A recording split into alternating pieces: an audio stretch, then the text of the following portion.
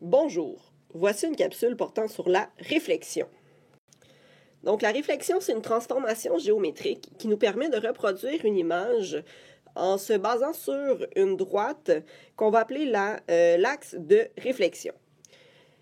Donc ici, on a un triangle ABC dont on lui a fait faire une réflexion par rapport à notre droite S. Et ça nous permet de trouver notre triangle A'B', C'.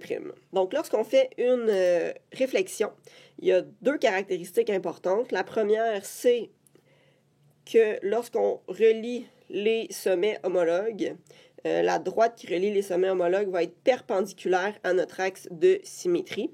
Et la deuxième chose importante, c'est que la distance entre la droite de réflexion et les sommets, donc la droite et le sommet B et la droite et le sommet B', c'est la même.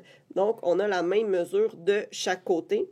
Et on peut dire ça pour les trois sommets de notre figure image et initiale.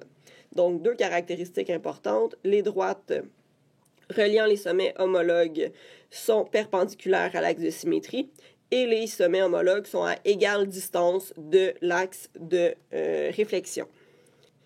Donc, pour effectuer une réflexion, on a besoin d'une seule chose. Ce n'est pas très compliqué, c'est de notre axe de réflexion.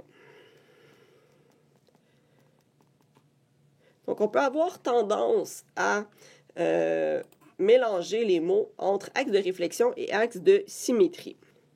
Un axe de réflexion, c'est une droite qui est utilisée pour effectuer une réflexion entre deux figures. Donc, par exemple, ici, j'ai deux petits triangles et ma droite blanche serait mon axe de réflexion.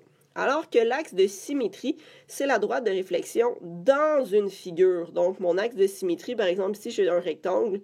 Lorsque je vais tracer au centre de mon rectangle l'axe de réflexion, eh bien, on peut l'appeler l'axe de symétrie. Donc, on a tendance à utiliser les deux. Sachez qu'il y a une différence entre les deux, donc on essaie de faire attention pour l'utiliser, utiliser le bon vocabulaire au bon moment. Merci!